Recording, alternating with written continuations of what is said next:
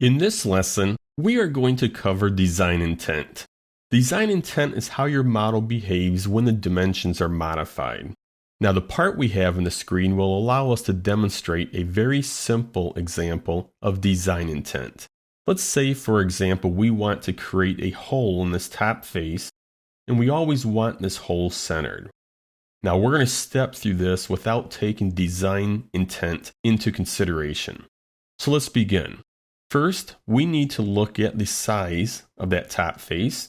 It's 80 millimeters by 100. So that top face is 80 by 100.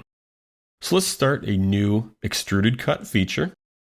We'll select the top face for our sketch and then create a sketch circle. We'll dimension the circle to a diameter of 25. And then we'll locate the circle from each edge half the distance of the size of the face. So the face is 100 in this distance. 1/2 of that is 50. And then 1/2 of 80 is 40. I'll close out of the sketch. And let's cut this hole all the way through the part. So we'll select through all and then close out of the cut extrude feature. Let's place this back into an isometric view. And you see the 25 millimeter diameter hole is centered within the 100 by 80 millimeter face.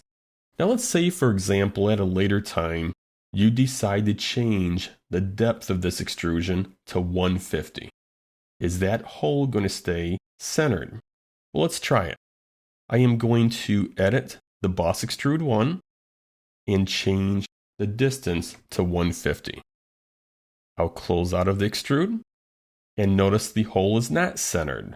And that's because we did not take design intent into consideration when we added this feature. If we knew there was a chance the depth of this part was going to change at a later time, we should have taken a different approach with locating that feature. So let's redo this and correct the problem. I am going to edit the sketch 2. I'll view normal to it. And then I will delete the 2 location dimensions. Instead, I am going to add a construction line from corner to corner. I'll select the midpoint of the construction line and then the center point of the sketch circle and apply a relation of coincident. I'll close out of the property manager, exit the sketch. Once again, the hole is centered. Now if I go back and change the depth of the extrusion, you will see the hole remains centered.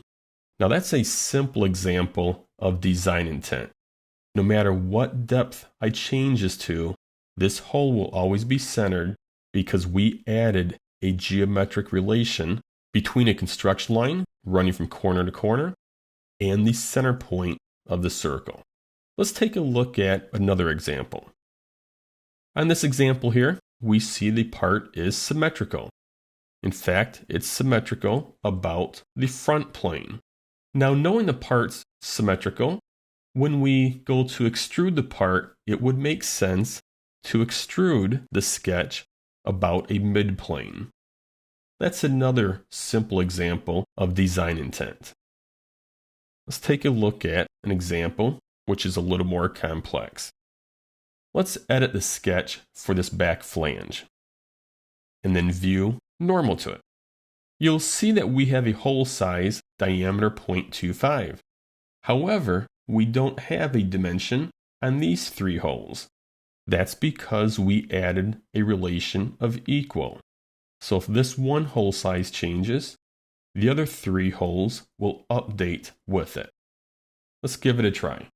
0.375, and notice all hole sizes update. I'm going to go ahead and close out of this sketch. And now let's edit this front flange. We'll edit the sketch. And once again, notice this is a symmetrical flange. This radius is repeated on the other 3 sides. Once again, notice we do not have each one of these radiuses dimension. That's because we applied an equal relationship. So if we change the size of this radius, The other radiuses will update with it. So in closing, design intent should always be something considered when you create any model. You want to consider how the part is going to be changed or modified down the road, and try to design that into your model. Capturing design intent in your model will save you a lot of time down the road.